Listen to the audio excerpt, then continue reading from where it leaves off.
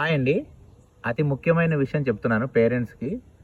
ఈ కాలంలో 9థ్, 10థ్ చదివే పిల్లలు దాదాపు 25 సంవత్సరాలకి చచ్చిపోతారేమో అని అనిపిస్తా ఉంటుంది. ఎందుకంటే ఈ మధ్య కాలంలో న్యూస్ చూడండి. అవి కారణాలు రకరకాలు కావచ్చు. ఎందుకనేది మనం తర్వాత వీడియోలో గమనిస్తాం.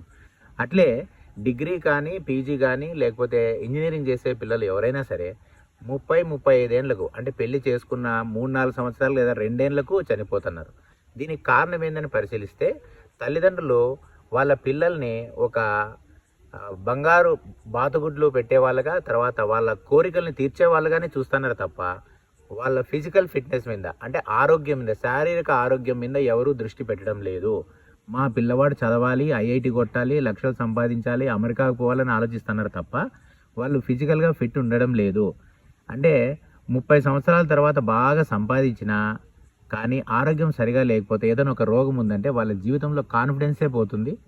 సో అటు భార్యకు కానీ, ఇటు భర్తకు కానీ, పిల్లలకు కానీ వాళ్ళు సరిగా ఉండలేని పరిస్థితులు ఉన్నాయి. కాబట్టి దీన్ని దృష్టిలో పెట్టుకొని ఎక్కడైనా స్కూళ్ళల్లో చేర్పించేటప్పుడు తల్లిదండ్రులు ముఖ్యంగా వాళ్ళ పిల్లలకి ఫిజికల్ ఫిట్నెస్ మీద ఫోకస్ చేసేలా ఉంటే అట్లాంటి స్కూల్లో చేర్పిస్తే మీ పిల్లలు బాగుంటారు. పెద్దలు చెప్తాంటారు, a sound mind in a sound body. Please share, subscribe my